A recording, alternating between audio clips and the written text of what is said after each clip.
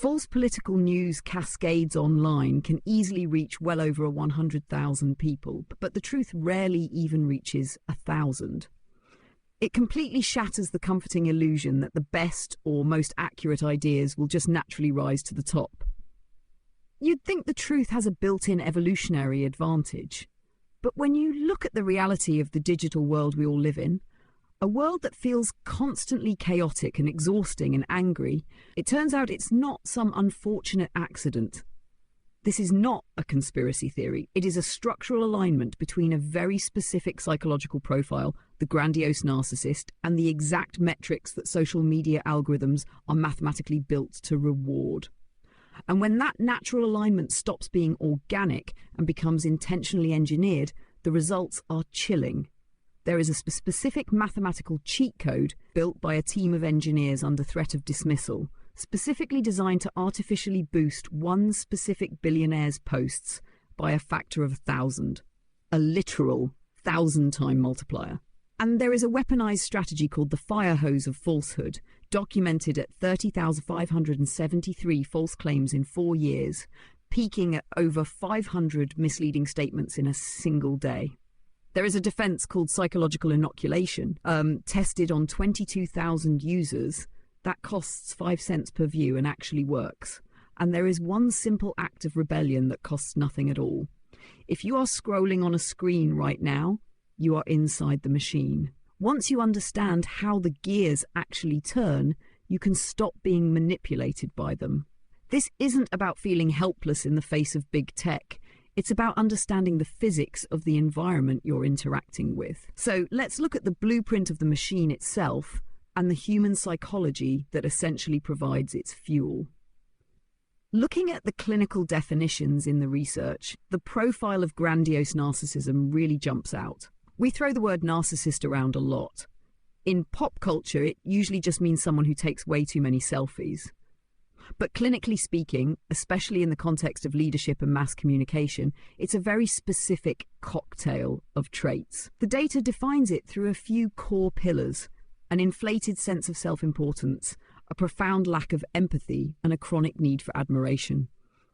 The linchpin concept here, the thing that really connects this personality to social media, is something psychologists call chronic interpersonal self-esteem regulation. That sounds like a massive mouthful of academic jargon, but if we understand the underlying mechanics correctly, it basically means they cannot generate their own self-worth internally. They don't have a stable core of self-esteem that they can just rely on when they are alone in a quiet room. Their baseline self-esteem is essentially outsourced. It requires constant, relentless validation from external environments. They view other people and, by extension, followers on a platform entirely instrumentally. An audience isn't a group of independent humans to them. It is a supply chain for praise and attention. And when that validation is withheld or even just challenged, they don't just feel disappointed, they lash out. They react with extreme, disproportionate emotion, usually rage, because their core psychological stability is literally being threatened. If we think about this personality type like a weapon, it is basically a heat-seeking missile. It is obsessively, relentlessly scanning its environment for attention and emotional reaction. And the social media algorithm, that's the thermal signature it tracks. The algorithm is practically glowing in the dark, telling them exactly what to say to get that hit of validation. Because, and this is key, the algorithms that rank our social feeds do not care about truth. They do not care about civic value or nuance or societal health. They are optimized for one primary outcome, predicted behavioral response. They just want clicks, dwell time, comments, and especially visceral reactions. It's all just an engagement proxy. The research data shows us just how heavily weighted human emotion actually is in that code. Internal documents from a 2018 Facebook overhaul of a project they ironically labeled Meaningful Social Interactions revealed the literal math behind this. The algorithm was programmed to weight an angry emoji at 5 times the value of a regular one. A single click of outrage was worth 5 clicks of quiet approval. Their own internal researchers noted that posts attracting these angry reactions were disproportionately likely to be toxic or polarizing, or just completely false. An internal presentation explicitly stated that their algorithms exploit the human brain's attraction to divisiveness. But let's be clear about the causality here. The algorithm isn't intentionally designed by some shadowy cabal in Silicon Valley to favor these specific grandiose leaders. It's simply that these leaders naturally exude the exact fuel the machine happens to run on. It's a structural alignment. It is not a conspiracy.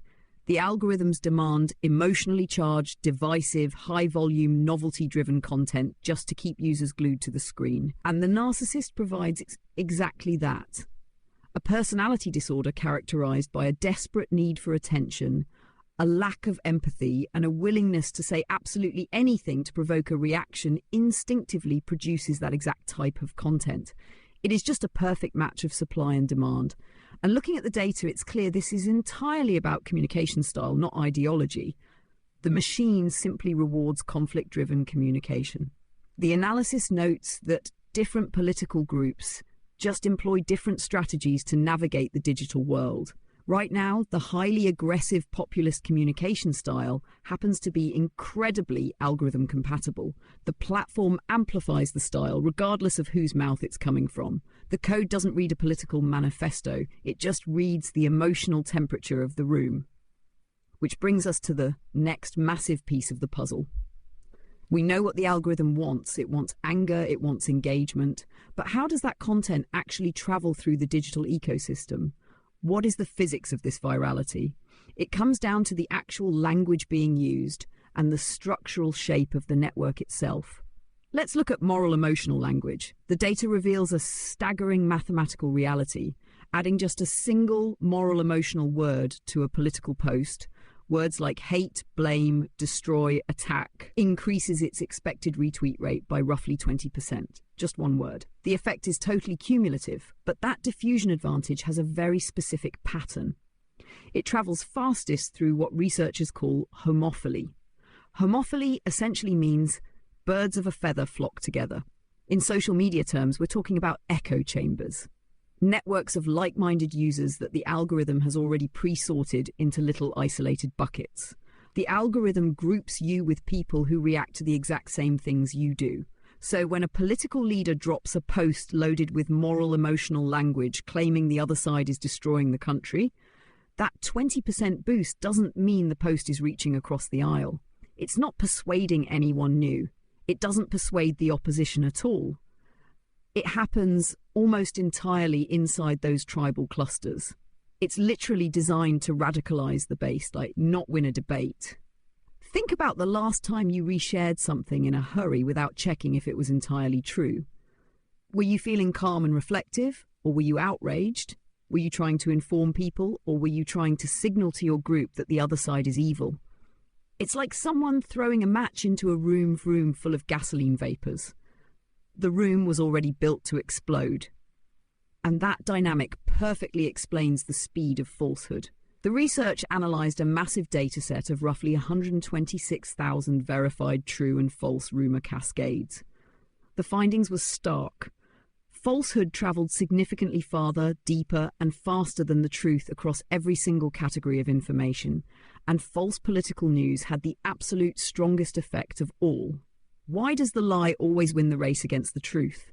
Because of the specific emotions it triggers in the human brain. False news is, by its very nature, more novel.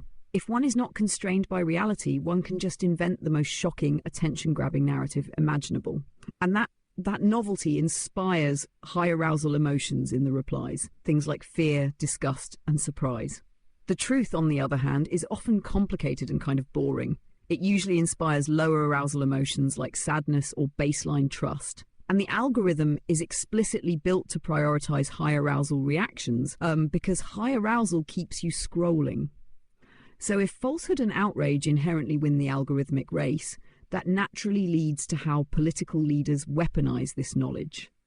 When going through the RAND analysis on the firehose of falsehood strategy, what is striking is that we often assume politicians lie to persuade us of something. But this strategy isn't actually trying to persuade anyone at all. It's just trying to exhaust us. The goal is engineered disorientation. You create so much noise across so many channels with such rapid and continuous output that the public simply abandons the search for truth entirely. It is a denial of service attack on the human mind. It overwhelms the processing capacity of both the media and the electorate.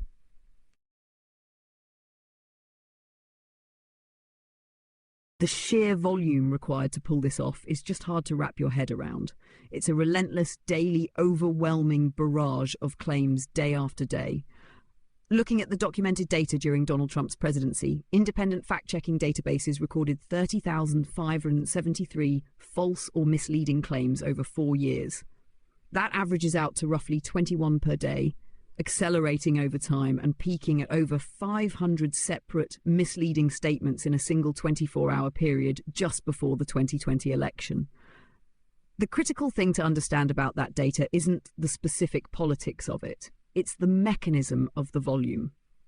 If a politician is pumping out 20 false claims a day, why doesn't the public just completely tune them out as an unreliable narrator? Why does repeating a falsehood actually work?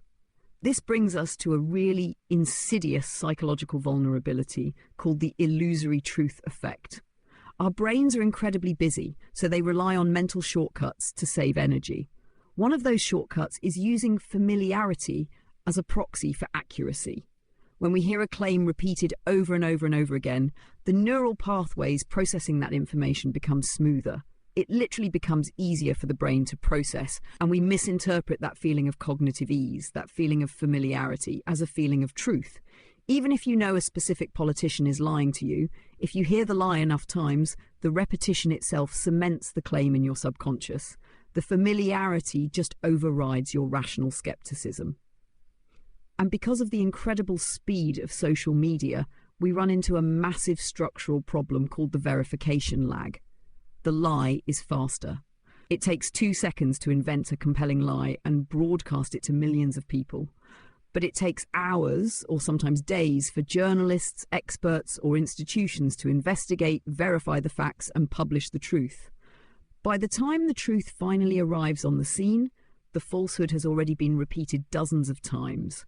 First impression has been made, and the research shows that first impressions are incredibly sticky and resilient to later correction. The consequences of this aren't just digital.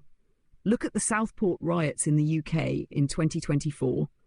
False claims about an attacker's identity spread across platforms in a matter of hours, just before the institutions could even catch up to publish the verified truth. The lies had already mobilized violence in the streets. The false frame had organized actual physical destruction. The firehose won before the truth even had a chance to lace up its boots. The physical world suffers the consequences of the digital world's speed. And that brings us to a terrifying escalation in this dynamic, the ultimate exploit. We've been talking about how leaders use the machine to win, but we must also look at what happens when a leader decides to just buy the machine. It's one thing to learn the rules of the game to win. It's an entirely different level of power to buy the stadium and tilt the playing field 90 degrees in your favour. The Elon Musk Super Bowl incident.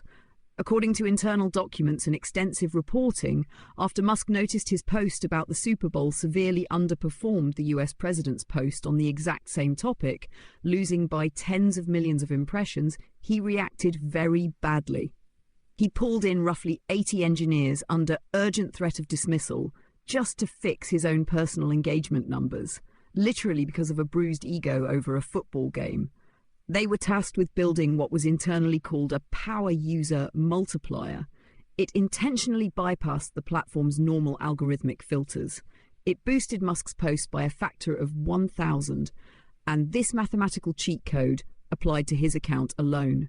Suddenly, over 90% of his followers saw his posts, and even millions of non-followers had their feeds entirely saturated with his content. And this isn't just an isolated anecdote. Independent computational audits back this up on a much larger scale. When academic researchers audited the platform's metrics, they detected a massive structural break in July 2024, when Musk officially endorsed a political candidate. Overnight, his account saw a 138% increase in views and a 238% increase in retweets, vastly outpacing every other prominent political account on the platform. It's a perfect example of how owning the ranking layer fundamentally changes the reality users experience. Regulators are finally starting to step in. The European Commission recently issued a €120 million fine to the platform under the Digital Services Act. The fine was for a combination of deceptive practices, things like changing the verification checkmark into a paid feature, which completely destroyed the ability to tell who was real and opened the door to massive impersonation. But crucially, the fine was also for intentionally blocking researcher access to data. When you own the infrastructure that ranks information, external verification becomes almost impossible unless governments actually force transparency. If you are feeling overwhelmed right now, that is completely understandable.